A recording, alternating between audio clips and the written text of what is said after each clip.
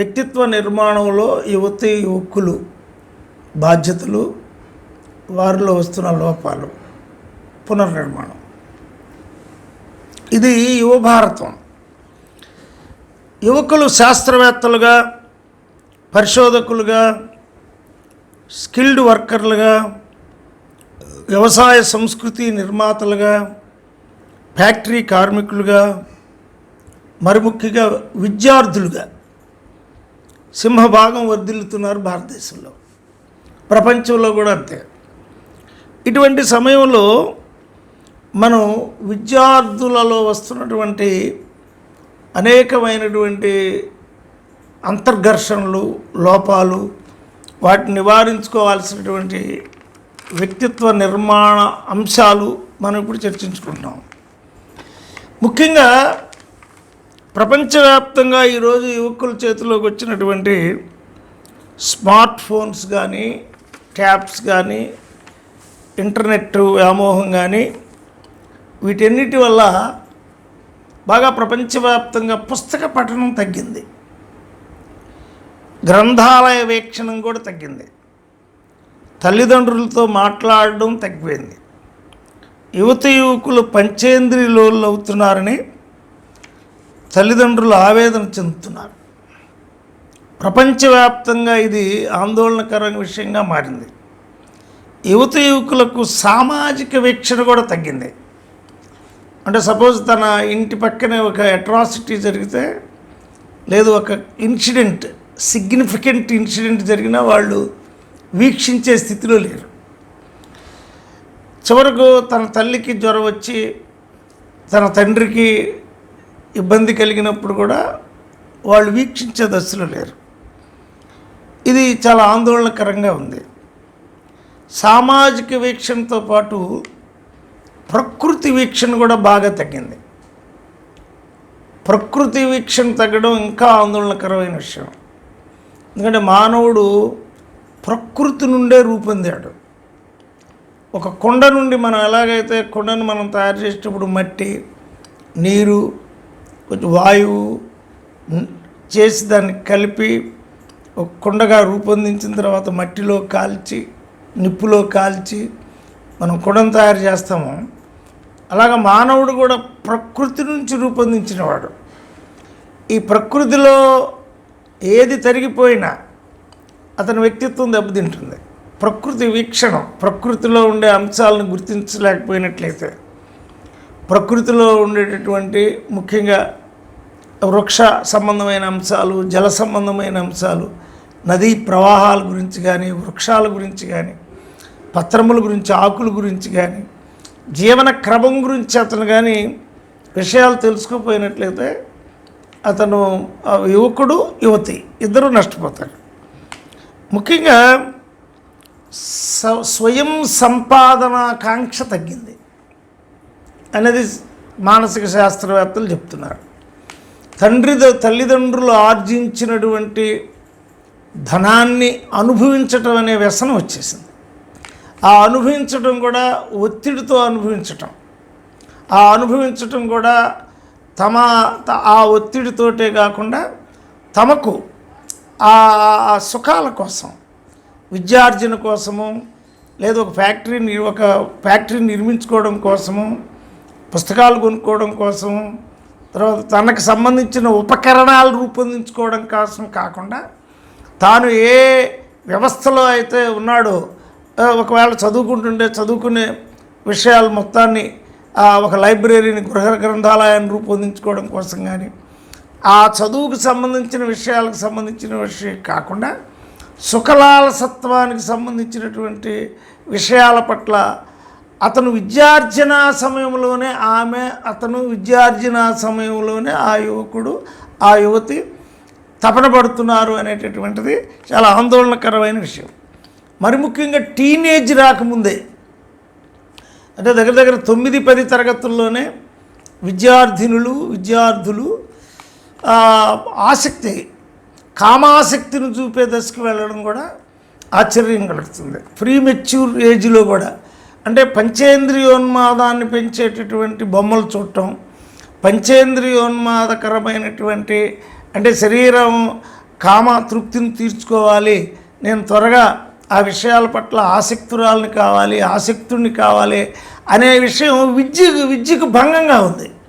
తాను ఒక మెచ్యూరిటీలోకి వచ్చిన తర్వాత, తాను మంచేదో చెడేదో తెలుసుకోగలిగిన తర్వాత, తన శరీర నిర్మాణంలో ఉండేటువంటి అనేక అంశాల పట్ల తాము జాగృతులు అయిన తర్వాత, జ్ఞాన సంపత్తి వచ్చిన తర్వాత, ఆ శరీర స్పందనలకు సంబంధించిన అనుభూతి మళ్ళీ పంచేంద్రియాలకు రికనెక్ట్ అవ్వగలిగిన దశకు వచ్చిన తర్వాత, అప్పుడు కాకుండా వాళ్ళు చిన్నప్పుడే వీటి పట్ల బొమ్మలు చూసి మనుషులు ఉద్రేకపడటం వల్ల మనిషి బొమ్మ అయిపోయి మనిషికి ఉండే లక్షణాలను కూడా వాళ్ళు తొలగించుకుంటున్నారు అనేది కూడా తల్లిదండ్రులు ఆందోళన చెందుతున్నారు.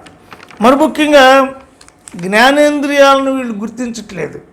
జ్ఞానేంద్రియాలను గుర్తిస్తే చిన్నప్పుడే కవిత్వం రాయటం, బొమ్మలు వేయటం, ఆర్ట్ వేయటం, లేదు ప్రకృతిలో ఉండే ఒక చెట్టులను పెంచటం, లేదు దుఃఖకరమైన అంశాల పట్ల బాధ్యతగా వ్యవహరించటం, లేదు తల్లికి వెళ్ళి కూరగాయలు కోసేటప్పుడు, అంట్లు తోమేటప్పుడు, ఇల్లు ఉడ్చేటప్పుడు, లేదు పక్కలు సర్దేటప్పుడు, తర్వాత వాటిని వడ్డించేటప్పుడు, మళ్ళీ ఆ ప్లేట్లు శుద్ధి చేసేటప్పుడు ఈ యువతులు కానీ యువకులు కానీ వాళ్ళకి తల్లిదండ్రులకు సహకరించకుండా వాళ్ళు సోఫాల్లో కూర్చోనో బాత్రూములకు వెళ్ళి గంటలు గడిపో ఒక ఉన్మాదంలో గడుపుతున్నారు వీళ్ళు అనే చర్చ బాగా జరుగుతుంది. అది నిజం కూడా. అంటే వాళ్ళు ఈ సెల్ ఫోన్కి బానిసలో ఉంటున్నారు. సెల్ ఫోన్ అనేది వాళ్ళకి జ్ఞానాన్ని ఇవ్వడానికి, నెట్లో ప్రపంచం మొత్తం చూడటానికి, ప్రపంచంలో ఉన్న ఏ విషయం కావాలన్నా వెంటనే తెలుసుకోవడానికి ఉపయోగించుకోవడం కాకుండా, నెట్ చూడకుండా బతకలేని స్థితికి యువకులు చేరడమే కాకుండా విద్యావంతులు కూడా చేరుతున్నారు. విద్యావంతులు కూడా తాము నేర్చుకోవలసిన అంశాల పట్ల ఆసక్తులుగా లేకుండా తమల్ని ఉన్మాదం కలిగించే అంశాల పట్ల ఆసక్తులుగా ఉన్నారనేది కూడా పరిశోధనలో తేలింది. అంటే ఉన్మాదం కలిగించే అంశాలు ఏవైతే ఉన్నాయో అంటే అవి నిన్న తీరిపోయినాయి, మళ్ళీ వాళ్ళు తీరాలి, మొన్న తీరిపోయినాయి, మళ్ళీ వాళ్ళు తీరాలి, రేపు తీరాలి, లేదా ఎల్లుండి తీరాలి. దాంతో ఒక టైం టేబుల్ వీరికి లేకుండా, అంటే దినచర్యలో సూర్యోదయానికి ముందు లేకపోవడం, తర్వాత ఆ కార్యక్రమాలు ప్రారంభించుకోవడం, తర్వాత విద్య, తర్వాత విజ్ఞానం, లైబ్రరీలో ఎక్కువసేపు గడపడం, దినపత్రికలు చదవడం, తర్వాత నూతన జ్ఞానాన్ని ఆర్జించడం, చైనాలో ఏం జరుగుతుంది, జపాన్లో ఏం జరుగుతుంది, జర్మనీలో ఏం జరుగుతుంది, అమెరికాలో ఏం జరుగుతుంది, ఇప్పుడు కరోనా వచ్చినప్పుడు వస్తున్న ఉపద్రవం ఏంటి, కరోనా వ్యాక్సిన్ ఎక్కడ తయారవుతుంది, ఇది రష్యాలో తయారవుతుందా, ఆక్స్ఫర్డ్లో తయారవుతుందా, ఏమేమి కంటెంట్స్ ఉన్నాయి, భారతదేశంలో ఎందుకు మనం తయారు చేసుకోలేకపోయాం, 130 కోట్ల మంది జనం ఉన్న దానిలో దగ్గర సింహభాగం యువకులుండి కూడా ఎందుకు ల్యాబ్స్లో ఎక్కువ గడపలేకపోతున్నారు, తర్వాత సొంత ల్యాబులు ఎందుకు సృష్టించుకోలేకపోయారు, ఇంట్లో ఒక ల్యాబ్కు సృష్టించుకోగలిగినంత సంపద ఉండి కూడా, ఒక గ్రంథాలయాన్ని సృష్టించుకోగలిగిన సంపద ఉండి కూడా ఎందుకు వాళ్ళు సృష్టించుకోలేకపోతున్నారు, ప్రపంచ జ్ఞానం అప్ టు డేట్గా వస్తున్నటువంటి జ్ఞానార్జన పట్ల మనం ఆసక్తి ఎందుకు చూపలేకపోతున్నాం. అంటే ఒక ఈ ఎండ్కి విద్య వెళ్ళిన వాళ్ళ సంఖ్య, అంటే ఒక 10th క్లాసులోనే ఈ చిన్న అలవాట్లకి గురవడం వల్ల, 9th క్లాసులోనే గురవడం వల్ల, లేదా ఇంటర్మీడియట్లో మరీ ఎక్కువగా గురవడం వల్ల, ఏదైతే విద్య అనుకున్నామో, లేదా ఒక డాక్టర్ అవ్వాలనుకున్నాము, ఏదో ఇంజనీర్ అవ్వాలనుకున్నాము, లేదా ఐఏఎస్ అవ్వాలనుకున్నాము, లేదా ఒక విమానం నడిపే పైలట్ అవ్వాలనుకున్నాము, లేదు ఒక సైనికుల్లో ఒక మేజర్ అవ్వాలనుకున్నాము, లేదు శాస్త్రజ్ఞాన పూర్ణుడై ఏదైనా ఒక వస్తువుని కనిపెట్టాలనుకున్నాము. ఇటువంటి ఆసక్తులు తగ్గుతున్నాయి. యువకులు ఈ రోజున ఆసక్తులు తగ్గుతున్న సందర్భం బలంగా ఉందని తల్లిదండ్రులే డిస్కస్ చేస్తున్నారు. అయితే తల్లిదండ్రులు రిఫ్లెక్ట్ అవుతున్నారా? 20 ఏళ్ళు, 18 ఏళ్ళు, 17 ఏళ్ళు ఉన్నటువంటి పిల్లలు చేసే పనులే తల్లిదండ్రులు కూడా చేస్తున్నారనే చర్చ కూడా జరుగుతుంది. కొంతమంది తల్లిదండ్రులు తమ పిల్లల మీద తమ ప్రభావాన్ని, జ్ఞానాన్ని చెప్పాల్సిన సమయంలో, తమ పిల్లలకు జ్ఞానబోధ చేయాల్సినటువంటి సమయంలో తాము కూడా ఈ బలహీనతలకు గురవుతున్నారు అనేది కూడా ఇవాళ చర్చ జరుగుతుంది. ఏమిటి బలహీనతలు? ఇప్పుడు స్మార్ట్ ఫోన్ అనేటటువంటిది ఒకటి చేతికి వచ్చింది. ఈ స్మార్ట్ ఫోన్ రాకముందు టీవీ వచ్చింది. మొట్టమొదట పిల్లల కంటే ముందు తల్లిదండ్రులు టీవీ సీరియల్స్ వల్లే ఈ కల్చర్ని ఇంట్లోకి తీసుకొచ్చారు.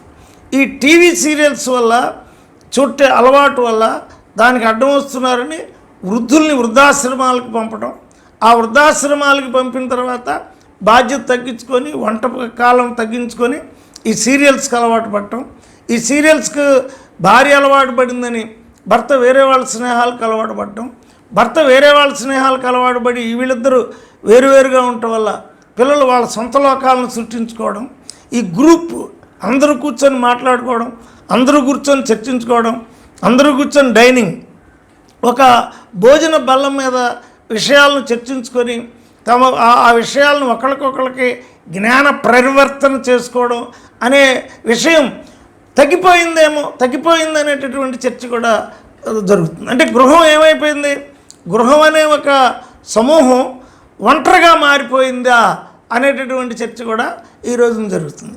మళ్ళీ మనం పునరుద్ధరించాలంటే తల్లిదండ్రుల్లో కూడా మార్పు రావాలి. వాళ్ళు స్మార్ట్ ఫోన్ చూసే కాలాన్ని నిర్ణయించుకోవాలి. రోజుకు 1 గంట లేదా 2 గంటలు టీవీని చూసే కాలాన్ని నిర్ణయించుకోవాలి. దినపత్రిక ఎప్పుడు చదవాలి, భోజన సమయంలో అందరూ ఎలా ఉండాలి, భోజనం వంట చేయడానికి అందరి సహకారం ఎలా వెళ్ళాలి, ఆ అందరి సహకారంతో వంటశాల ఎలా ఉండాలి. ఆ తర్వాత ఈ కరోనా టైంలో మరి ముఖ్యంగా బయట వాళ్ళు వచ్చి వర్క్ చేయడానికి వీలున్నది కాబట్టి గృహ సహకారం యువతుల్లో తగ్గిపోవడం వల్ల, యువకుల్లో తగ్గిపోవడం వల్ల తల్లికి కుమార్తెకు కూడా వైరుధ్యం వస్తుందనే వాదన కూడా మనకి ఇళ్లలో వినపడుతుంది. అంటే తల్లికి కుమారులకి వైరుధ్యం వస్తే కుటుంబ వ్యవస్థ నిలవదు. ఉపరితలంగా కుటుంబమే ఉంటుంది కానీ కుటుంబంలో నడవలసిన అంశాలన్నీ స్పష్టంగా నడవు. అందుకని మనం ఈ రోజున తెలుసుకోవాల్సిన యువకులు తెలుసుకోవాల్సిన అవసరం ఏంటంటే ఇంగ్లాండ్లో లాగా లేదా అమెరికాలో లాగా ఇతర దేశాలలో లాగా మనం తల్లిదండ్రుల సంపాదనని తినడం అనేది మానేయాలి.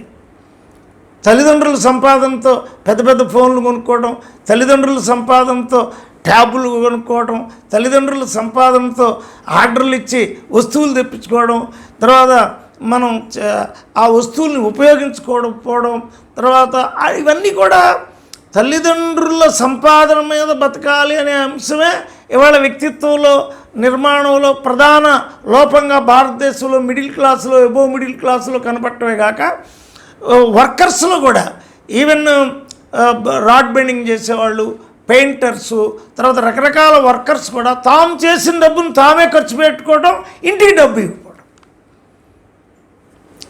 యువకులు తమ గృహానికి పునాదులుగా ఉండడమే కాకుండా తమ గృహాలని ఆధునీకరించేవాళ్ళుగా, నూతన సంస్కృతి పరిపూర్ణులుగా, తమ గృహంలో ఒక కొత్త వెలుగులు తీసుకొచ్చేవాళ్ళుగా, తమ గృహానికి వెన్నెలగా, తమ గృహానికి ఒక వెలుగుగా ఉండాల్సిన యువకులే నిస్తబ్దంగా నీరవంగా ఉదయాన్నే 10 గంటలకు లేచేవాళ్ళుగా, తల్లిదండ్రులు ముందే ముఖాలు కడుక్కునేవాళ్ళుగా, తర్వాత సరైన శుభ్రత లేని వాళ్ళుగా, అనారోగులుగా, తర్వాత రెగ్యులర్గా 10 గంటలకు లేవడం వల్ల గ్యాస్ట్రిక్ ట్రబుల్, అన్నాలు అరక్కపోవడం, తర్వాత పొట్టలు పెరగడం, తర్వాత తమ ముందే వికృతి అవడం, ప్రకృతి నుంచి వికృతి అయిపోవడం, తమ పిల్లలు తమ ముందే అనారోగులుగా మారిపోవడం, వాళ్ళకి చిన్నప్పుడే తర్వాత ఊబకాయం ద్వారా రావాల్సినటువంటి జబ్బులన్నీ రావడం, ఇవన్నీ కూడా గృహ వ్యవస్థలో ఉండేటటువంటి ఒక మహోజ్వలమైనటువంటి అంచెలంచెలుగా వృద్ధులు, తర్వాత కౌమార దశలో ఉన్నటువంటి వాళ్ళు,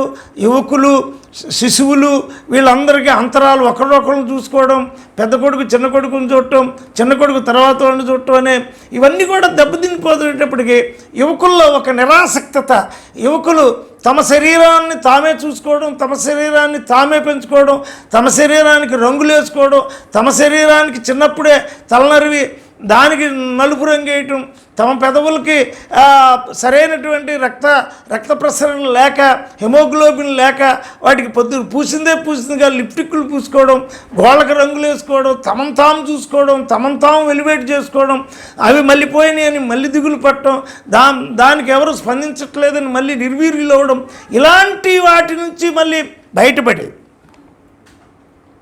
ఇతరులు సంపాదించిన మాటలు ధనం కోసమే కాకుండా ఎప్పుడైతే ఇతరులు సంపాదించిన ధనం మీద బతికే అలవాటు వచ్చిందో ఇతరుల మాటల కోసం తప్పించటం, ఇతరుల మాటల కోసం తప్పించటం, ఇతరుల దృశ్యాల కోసం తప్పించటం, ఇతరుల దృశ్యాలు చూసి ఆనందపడటం, వీటి నుంచి కూడా యువకులు బయటపడాల్సినటువంటి అవసరం ఈ రోజున ఉంది.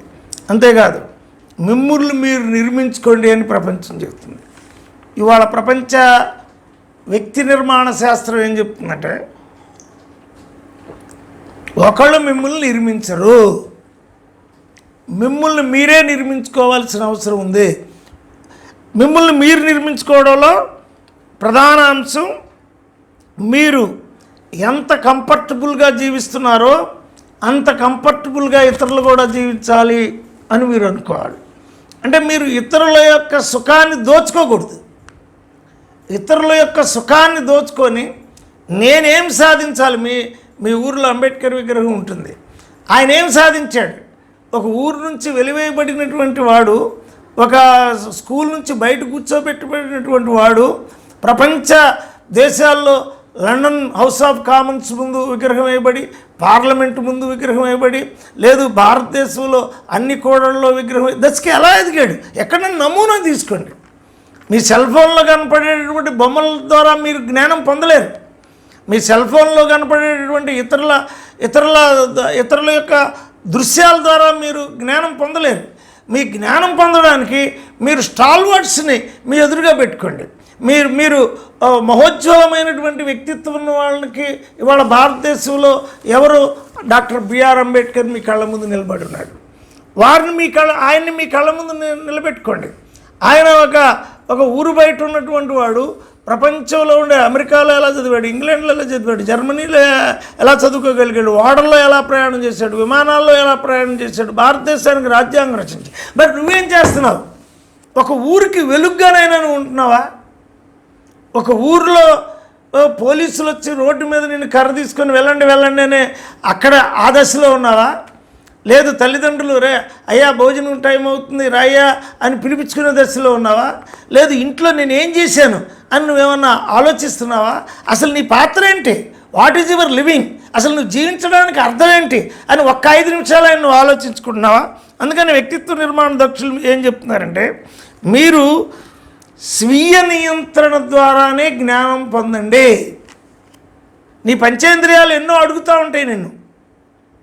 నీకు సంబంధం లేదు, 9వ తరగతి చదువుతున్నాను, ఆ తర్వాత ఇంటర్మీడియట్ చదవాలి, ఆ తర్వాత BA చదవాలి, ఆ తర్వాత MA చదవాలి, PhD చేయాలి, డాక్టరేట్ అవ్వాలి. అందుకు నిన్ను చదివిస్తూ ఉంటే ప్రభుత్వం నీకు ఎన్నో ఉపకరణాలు కలిగిస్తుంటే, పుస్తకాలు ఇస్తుంటే, బట్టలు ఇస్తుంటే, బూట్లు ఇస్తుంటే, లేదా అన్నీ చేస్తుంటే, మధ్యాహ్న భోజనం కూడా పెడుతుంటే నువ్వు స్మార్ట్ ఫోన్లో వేరే వాళ్ళకు బొమ్మలు పంపిస్తూ వేరే వాళ్ళ బొమ్మలు చూసే దశకు నువ్వు 10th ఇంటర్మీడియట్లోనే చేరుతున్నావు అంటే నువ్వు తల్లిదండ్రుల్ని మోసం చేస్తున్నావు, ప్రభుత్వాన్ని మోసం చేస్తున్నావు, సమాజాన్ని మోసం చేస్తున్నావు అని తెలుసుకోవాలి.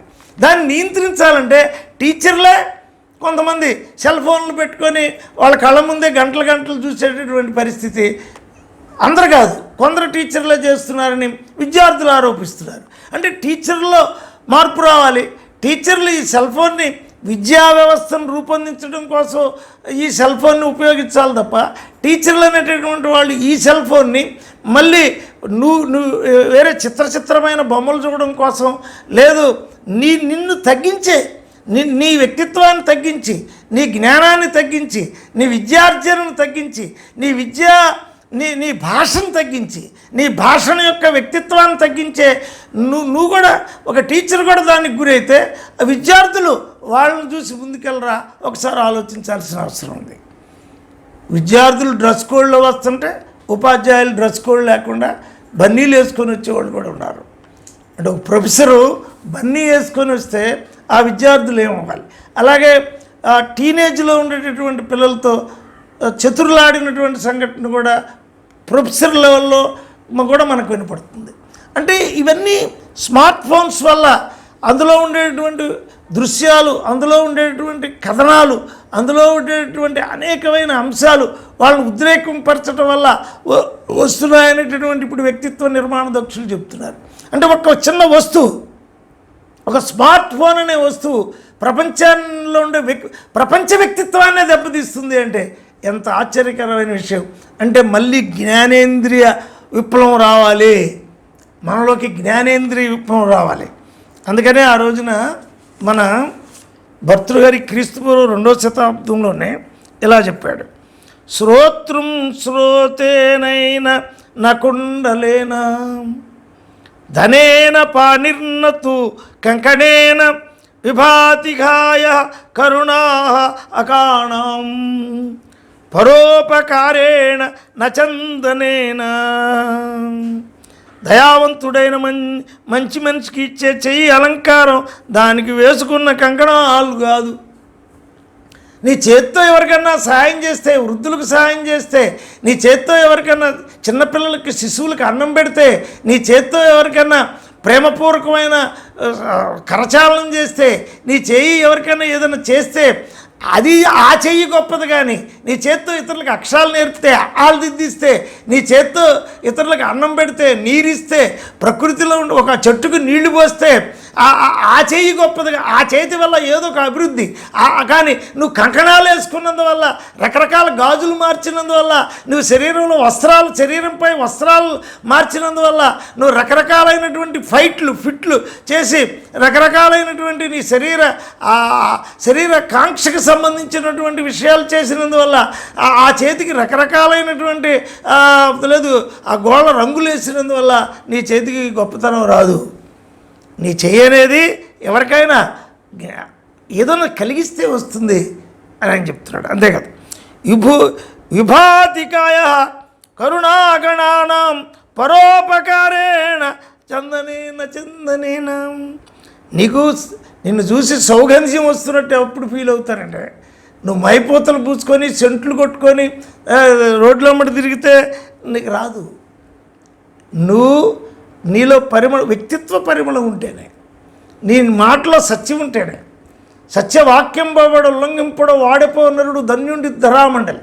ఈ స్మార్ట్ ఫోన్ వల్ల నువ్వు రీఛార్జ్ చేయించుకోవడం కోసం తల్లిదండ్రుల దగ్గర అబద్ధాలాడి డబ్బులు తీసుకోవడం, నువ్వు స్మార్ట్ ఫోన్ చూస్తూ రకరకాల బొమ్మలు చూస్తూ, నాయన ఏం చూస్తున్నావంటే నేను మా సబ్జెక్ట్ చదువుకుంటున్నానని అబద్ధాలు చెప్పటం.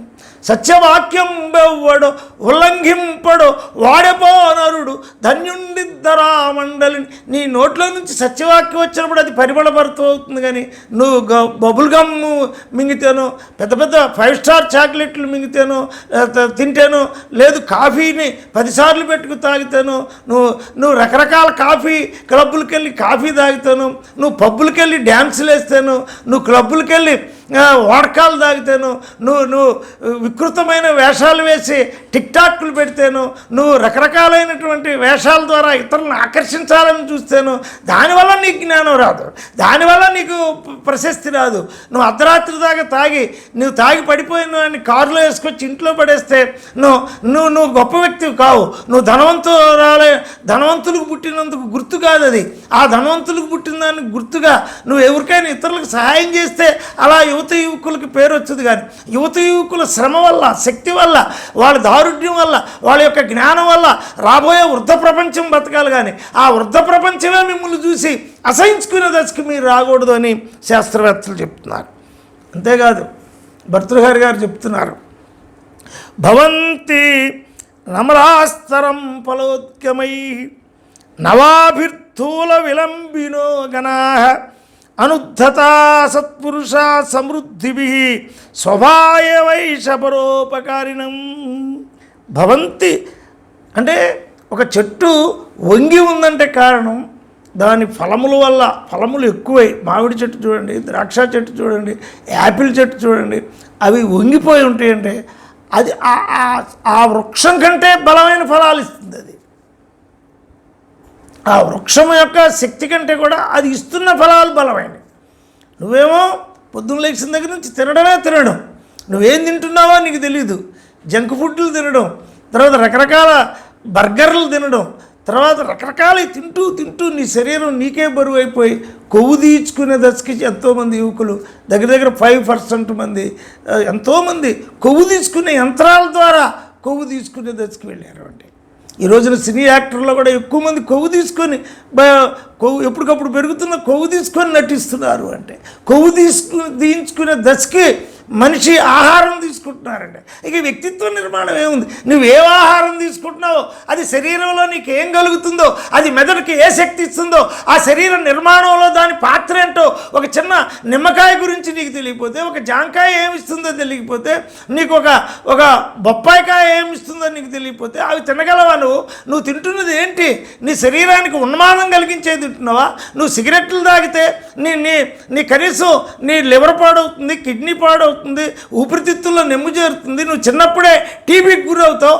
ఆ సిగరెట్ వల్ల ఎంతోమంది నాశనం అయిపోయారని నీకు తెలిస్తే, నువ్వు మద్యం తాగితే ఆ మద్యం వల్ల నీ శరీరం అంతా కూడా బొక్కలు పడుతుందని నీకు తెలియపోతే, నీ తల్లిదండ్రుల ముందే నువ్వు చనిపోతావని నీకు తెలియపోతే, నువ్వు యువకుడు యువతవి ఎలా అవుతారు? మీరు ఒకసారి ఆలోచించాలి.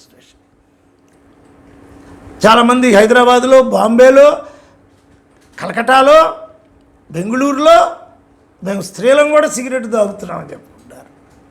అంటే పురుషుడు తాగాడు కాబట్టి నేను తాగుతున్నా, అది ఈక్వాలిటీగా భావిస్తున్నారు. అంటే పురుషుడు తాగాడు కాబట్టి నువ్వు సిగరెట్ తాగితే నీకేమైంది? నీ ఊపిరితిత్తుల్లో నెమ్ము చేరి క్యాన్సర్ వచ్చింది. వాళ్ళు ఎక్కువ మంది సినీ యాక్టర్లకే క్యాన్సర్ వచ్చింది. నర్గీస్ దగ్గర నుంచి మనం ఒకసారి పరిశీలిస్తే సినీ వరుసగా ఇప్పుడున్న లేత అమ్మాయిలు, 30 ఏళ్ళ అమ్మాయిలకు కూడా క్యాన్సర్ వచ్చేసింది. అంటే ఎందుకు క్యాన్సర్ వచ్చింది? మీరు తీసుకుంటున్న అనేక ఆహారాల వల్ల కదా మీకు క్యాన్సర్ వచ్చింది. మీరు మీకు ఎదురుగా కాస్తున్న జాంకాయని తినకుండా నీకు ₹1 లోపు దొరుకుతున్నటువంటి నిమ్మకాయను తినకుండా, నీకు ఇంత కరేపాకు కారాన్ని నువ్వు తింటావు నీకు రాకుండా, నీకు ఇంత పప్పు వేసుకొని, గోంగూర వేసుకొని, ఇంత ముద్దపప్పుతో ఇంత అన్నం తింటే నీ శరీరం బాగుండేది నీకు తెలియకుండా, నువ్వు నీ ఆహారం గురించే నీకు తెలియని వాడు యువకుడు ఎలా అవుతారు? మీరు మీ యువకులు అంటే మీరు రంగులు వేసుకుంటే యువకులు అవుతారా? మీ ఆ రంగులు వేసుకొని మధ్యాహ్నానికి పెట్టిపోతే మీరు యువకులు అవుతారా? మీరు ప్రపంచానికి ఏం ప్రొడక్ట్ చేస్తున్నారు? మీరు ప్రపంచానికి ఏం అందిస్తున్నారు? మీరు ఆ ప్రపంచానికి అందించడానికి సంబంధించి ఏం కృషి జరుగుతుంది మీకు? ఈ ప్రపంచంలో ఏం జరుగుతుంది? ఏం ప్రొడక్ట్ అవుతుంది? ఇవాళ కరోనా వచ్చి కొన్ని వందల వేల మంది చనిపోతూ ఉంటే, కొన్ని లక్షల మంది చనిపోతుంటే, అమెరికా లాంటి దేశంలో మరి ఇవాళ అమెరికా లాంటి దేశమే గజగజ వణుకుతూ ఉంటే మీ యువకుల శక్తి ఏమైంది ఇవాళ? అందుకని ఫ్రాన్స్, ఇటలీ, మరి రష్యాకి వెళ్ళింది, ఇవాళ చైనాలో పుట్టింది, ప్రపంచమంతా వ్యాపించింది. ఇవాళ చైనా నుంచి వచ్చినటువంటి స్మార్ట్ ఫోన్ నువ్వు పట్టుకున్నావు. కానీ ఈ కరోనాకి మూలమైన అంశాన్ని భారతదేశంలో ఔషధం ఎందుకు కనిపెట్టలేకపోయాం? ఈ యువశక్తి నిర్వీర్యం అవటం వల్ల కదా, ఈ యువశక్తి అలంకార ప్రాయం అవటం కదా, ఈ యువశక్తి మరి నిద్రాణమైన అంశాల పక్క పోవడం కదా, ఈ యువశక్తి ఒక పారిశ్రామిక రంగాన్ని నిర్మించలేకపోతుంది. ఈ యువశక్తి తన జీవితాన్ని ముందే ముగించుకునే పరిస్థితుల్లో కూడా ఈ యువశక్తి వస్తూ ఉంది. ఒకసారి మనం పునర్వివేచించుకోవాల్సిన అవసరం లేదా? మీరు జ్ఞానవంతులుగా భాషించాలి అంటే నీకు అనేక భాషలు రావాలి. ఇవాళ చైనా వాళ్ళు భారతదేశం వచ్చి ఎన్నో భాషలు నేర్చుకున్నారు. ఇవాళ జర్మనీ వాళ్ళు భారతదేశం యొక్క భాషల్ని తమిళ, మలయాళ, తుద, కొట, గోడ్డు, కుయిక్కు, మాల్టు 5 భాషలు, తెలుగు, తమిళ, మలయాళం యూనివర్సిటీల్లో భాషలు పెట్టే దశకి వెళ్ళారు వాళ్ళు. ఇవాళ మనం నువ్వు నేర్చుకున్న భాష తప్ప నీకు రెండో భాష రావట్లేదు. నీకు రెండో భాష బలంగా రావట్లేదు. ప్రపంచంలో 200 భాషలు ఉంటే కనీసం నువ్వు 5 భాషలు నేర్చుకుంటే కానీ నువ్వు ప్రపంచ మానవుడు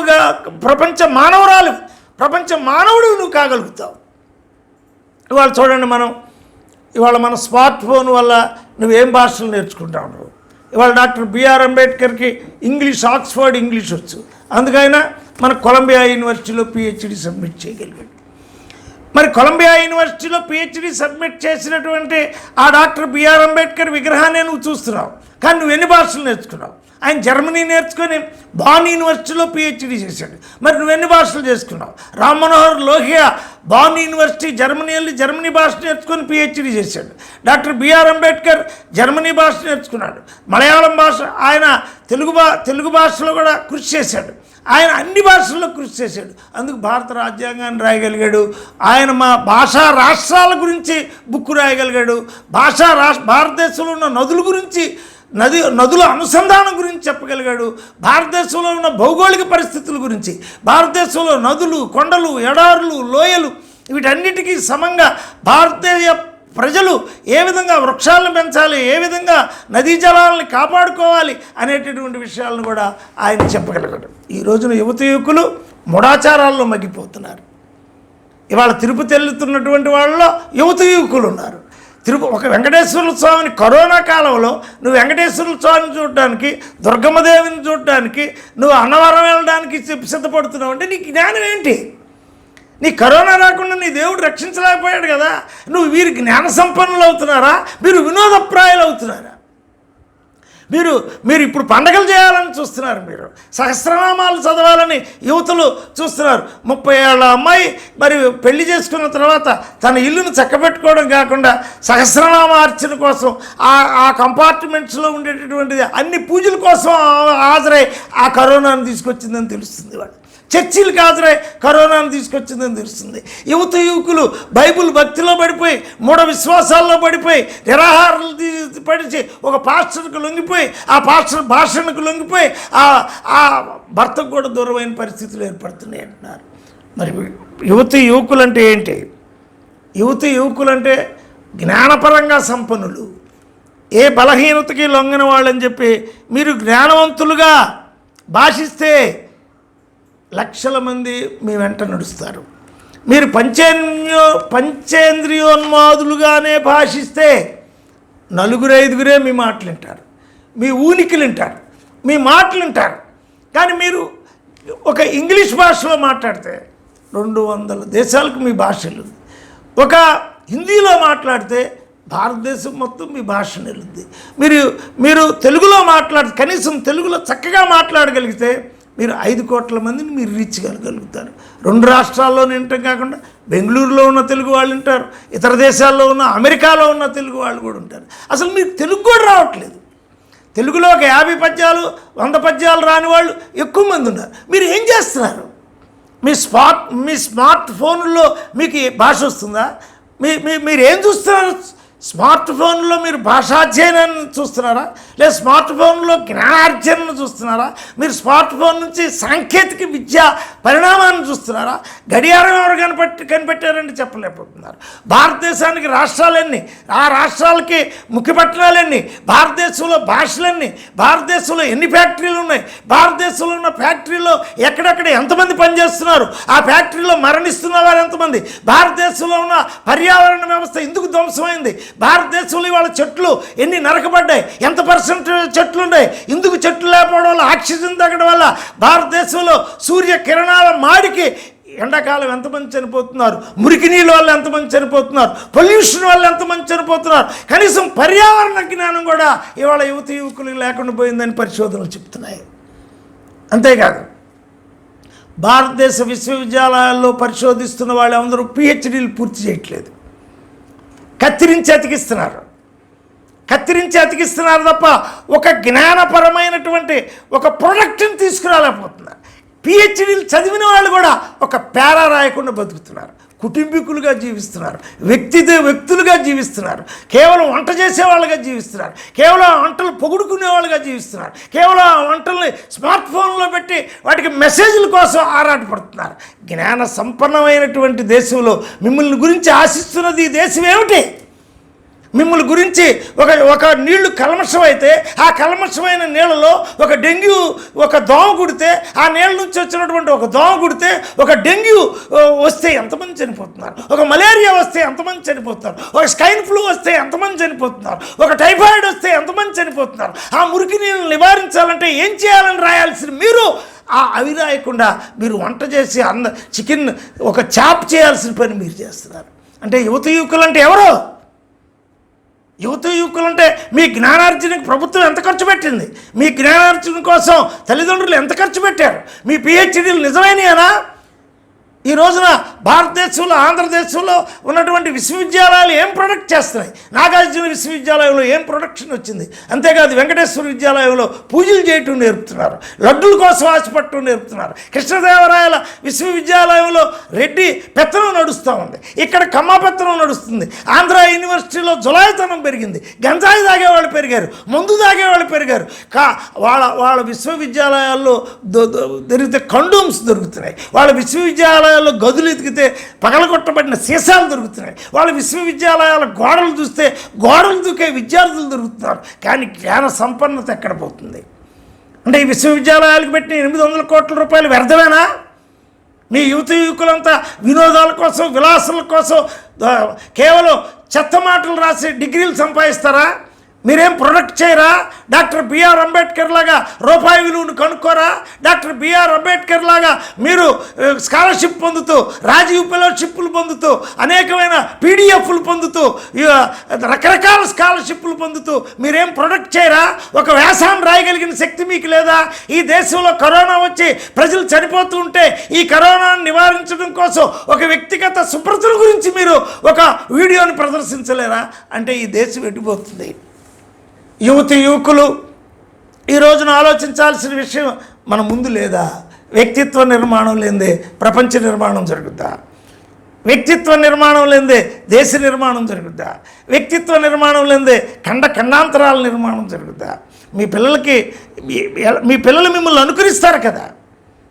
నువ్వు రాయి అని పిల్లల్ని అంటున్నారు. మీరు రాస్తున్నారా? నువ్వు రాయి, నువ్వు చదువు, నువ్వు రాయి.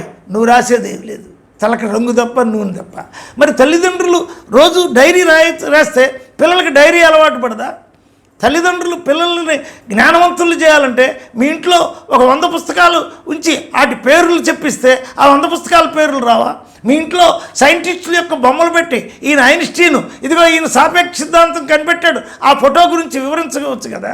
మీ ఇంట్లో ఒక గాంధీ, ఒక నెహ్రూ, ఒక తిలక్, ఒక పటేల్ జాతీయ నాయకులతో పాటు ఒక అంబేద్కర్, ఒక మహాత్మా పూలే, ఒక పెరియారు, ఒక నారాయణ గురు ఒక పెడితే వాళ్ళ పేర్లు రావా? మీ ఇంట్లో ఒక కవి, ఒక షెల్లీ, ఒక కీట్స్, ఒక బైరన్ మొదలుగా కలిగినటువంటి రొమాంటిక్ పోయిటరీకి సంబంధించిన భారత ప్రపంచాన్ని ఊపినటువంటి వాళ్ళ కవుల పేర్లు వాళ్ళకు వచ్చా? అసలు మీరు దృశ్యమానంగా పిల్లలకి ఏమన్నా నేర్పుతున్నారా? అసలు మీరేమన్నా నేర్చుకుంటున్నారా? ఒక యువకుడి దగ్గర, ఒక యువతి దగ్గర ఏమైనా జ్ఞాన సంపన్నమైనటువంటి వాళ్ళ బ్యాగ్లో ఒక వస్తువు ఉందా? స్మార్ట్ ఫోన్ తప్ప నీ దగ్గర ఏముంది? ఆ స్మార్ట్ ఫోన్ నిన్ను ఎక్కడికి తీసుకెళ్తుంది? నీకు టైం టేబుల్ లేకుండా చేస్తుంది, ఉత్పత్తి లేళ్ళలో భాగస్వాములు కాకుండా చేస్తుంది, జ్ఞాన సంపన్నుని కాకుండా చేస్తుంది. ఆ యువతి ప్రపంచాన్ని పరిపాలించాల్సిన యువతి. ప్రపంచంలో శాస్త్రవేత్తలు ఇవాళ స్త్రీలు, ప్రపంచంలో ఇవాళ నోబెల్ బహుమతి పొందుతున్న వాళ్ళు స్త్రీలు, ప్రపంచాన్ని ఇవాళ జ్ఞానపరంగా మారుస్తున్నటువంటి ఈ స్త్రీ ఒకనాడు వేటను కనిపెట్టినటువంటి స్త్రీ, ఒకనాడు గృహాన్ని కనిపెట్టినటువంటి స్త్రీ, ఒకనాడు మహోన్నతమైన సమాజ నిర్మాణంలో భాగమైనటువంటి యువతి. ఈ రోజున యువతి బలహీనలతో కొట్టుకులాడుతుంటే, వస్త్ర వ్యామోహంతో కొట్టుకులాడుతుంటే, ఆభరణ వ్యామోహంతో కొట్టుకులాడుతుంటే, ఒక పుస్తకం ఆర్డర్ ఇవ్వకుండా ఆభరణాల కోసం ఆర్డర్లు ఇస్తుంటే, ఒక ఎంటెక్ చదువు లేదా ప్రొఫెసర్గా ఉన్నావు, ఇంట్లో వందల చీరలు తప్ప ఆభరణాలు, గుచ్చుకునే ఆభరణాలతో గాయాలు పడుతున్నాయి తప్ప నీ దగ్గర 4 పుస్తకాలు లేకపోతే అసలు మీరు మనుషులుగా జీవిస్తున్నారా? మీకు వస్తున్న ధనం ఏమిటి? మీకు యూనివర్సిటీలు ఇస్తున్నటువంటి డబ్బు ఏమిటి? ఆ డబ్బును మీరు దేనికి ఉపయోగిస్తున్నారు? అందుకు భారతదేశం ఇవాళ యువకులు పునర్వివేచించుకోవాల్సిన అవసరం ముందుకు వచ్చింది. న్యూ ప్రొడక్షన్, కొత్త జ్ఞానం కోసం భారతదేశం ఇవాళ ఎదురు చూస్తుంది. లేదా కరోనా రేపు డిసెంబర్ కల్లా కొన్ని వేల మందిని చంపేసే ప్రమాదం ఉంది. కొన్ని వేల మంది చనిపోతారు, అందులో యువకులు కూడా చనిపోతారు, వ్యామోహం వల్ల చనిపోతారు, రూల్స్ లేకపోవడం వల్ల చనిపోతారు, ప్రపంచాన్ని అర్థం చేసుకోవటం వల్ల చనిపోతారు, శాస్త్రజ్ఞానం లోపం వల్ల చనిపోతారు. అలా కాదు, మనం ఈ పాటిద్దాం. మనం ఈ స్మార్ట్ ఫోన్ని 1 గంట 2 గంటలు మాత్రమే సమాచార సేకరణకు వాడదాం. జ్ఞాన సంపన్నత కోసం మనం ముందుకెళ్దాం. జ్ఞానాన్ని, లైబ్రరీని డెవలప్ చేసుకుందాం. పుస్తక పఠనాన్ని, గ్రంథాలయ పఠనాన్ని, రోజు రాయడాన్ని, డైరీ రాయడాన్ని, వస్త్ర వ్యామోహం నుంచి వృక్ష వ్యామోహంలోకి వెళ్దాం. వృక్షాలను పెంచుకొని మనం ఆక్సిజన్ సంపాదిద్దాం.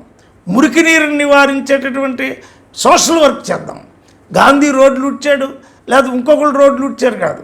మనమంతా పారిశుద్ధ్య కార్యక్రమంలోకి వెళ్దాం. మన శరీరాన్ని శుభ్రంగా ఉంచుకుందాం. మన శరీరంలో నుంచి దుర్గంధం ఇతరులకు రానట్టుగా చూసుకుందాం. సుగంధపూరితమైన జీవన విధానంలోకి వెళ్దాం. మన చేత్తో ఇతరులకు సహాయం చేయడం ద్వారా, కంకణాలు వేసుకోవడం ద్వారా కాదు, ఇతరులకు సహాయం చేయడం ద్వారా మనం ముందుకెళ్దామని చెప్పిన భర్తృగారి సూత్రాన్ని మనం పాటిద్దాం. అంతేకాదు ఆయన ఇంకొక మాట చెప్తున్నాడు, చాలా ముఖ్యమైన మాట. నువ్వు సూర్యుడిలా ఉండాలి అన్నాడు. పద్మాకరం దినకరో వికచంకరోతి చంద్రో వికాస చైతికైర్ చక్రవాలం నా అభ్యర్థితో జలధరోపి జలం దదాతి. నేను ఎందుకు సేవ చేయాలి డబ్బులు ఇవ్వకుండా నువ్వు అన్నావు, కానీ నా అభ్యర్థితో జలధరోపి జలం దదాతి. మేఘం నీకు అడగకుండానే నీళ్ళు ఇస్తుంది, సూర్యుడు నీకు అడగకుండానే వెలుగునిస్తున్నాడు. మరి నువ్వు ఇతరులకు సహాయం చేస్తున్నావా? వ్యక్తిత్వ నిర్మాణంలో ప్రధాన అంశం ఇతరులకు సహాయం చేయటం, ప్రధానంగా వృద్ధులకు సహాయం చేయటం, ప్రధానంగా తల్లిదండ్రులకు సహాయం చేయటం, తల్లిదండ్రుల సొమ్ము మీద ఆధారపడకుండా నువ్వు జీవించటం, నీకు తినే ఆహారంలో ఆ వంటలో నీ చేయి కూడా ఉండడం, నేను ఫలానా పని చేయకూడదు అనే నిషేధాల నుంచి నువ్వు నీ సొంత క్రియాత్మకమైన జీవితంలోకి రావటం. యువకులంటే ఏమిటి? యువకులారా, ఈ దేశ పునర్నిర్మాతలు మీరు. యువకులారా, శాస్త్రజ్ఞాన పరిపూర్ణులు మీరు కండి. ఈ దేశంలో శాస్త్రవేత్తలందరూ యువకుల నుంచే ముందుకొచ్చారు. ఈ దేశంలో మహోన్నతమైన తత్వవేత్తలు, శాస్త్రవేత్తలు, కవులు, నాయకులు అందరూ యువకుల నుంచే యువక కాలంలోనే ముందుకొచ్చారు. అందుకు మీరు మీ జీవితాన్ని పునర్నిర్మించుకోండి. ఒక స్మార్ట్ ఫోన్కి లొంగిపోవకండి, ఒక ట్యాబ్కు లొంగిపోవకండి, ఒక ఇంటర్నెట్కు లొంగిపోవకండి, వ్యసన పరులై దాని చుట్టే తిరగబాకండి, చిన్న బొమ్మ చుట్టూ తిరగబాకండి. మీరు ఒక వ్యక్తిత్వ పూర్ణులు కండి. మీరు సూర్యోదయం కలిగితే ఎలాగా ప్రజలందరికీ ఒక్క రూపాయి అడగకుండా సూర్యుడు వెలుగునిస్తున్నాడు. జలధరం అంటే మేఘం నువ్వు ఏమడగకుండానే నీకు నీటి ధారణిస్తుంది. అలాగే నువ్వు ఇతరులకు సహాయపడేవాడిగా ఉండమంటున్నాడు భర్తృహరి. పద్మాకరం దినకరో వికచం కరోతి. పద్మాకరుడు రోజు వచ్చి మనకు వెలుగునిచ్చినట్టుగా నా అభ్యర్థితో జలధరోపి జలం దదాతి. అభ్యర్థన లేకుండానే మేఘం వచ్చి నీకు జలధార ఇచ్చినట్టుగా నీలో నుంచి జ్ఞానం ఇవ్వు, నీలో నుంచి శ్రమనివ్వు, నీలో నుంచి శక్తినివ్వు, నీలో నుంచి ఈ దేశానికి, ఈ సమాజానికి నువ్వు సమర్పించుకో. అప్పుడు నువ్వు ఒక అంబేద్కర్ అవుతావు, అప్పుడు మహాత్మా ఫూలే అవుతావు, అప్పుడు పెరియార్ రామస్వామి అవుతావు, నారాయణ గురు అవుతావు, చక్రధర్ అవుతావు, కబీర్ అవుతావు, వేమన్ అవుతావు, జాషువా అవుతావు. మహోన్నతమైన వ్యక్తిత్వ పూర్ణుడివై ప్రపంచంలో ఆకాశ నక్షత్రంలో వెలుగొందుతావు. ఓ యువకుడా, యువతి, నువ్వు పునర్నిర్మించుకోమని ఈరోజు బ్లాక్ స్క్రీన్ పిలుపునిస్తుంది.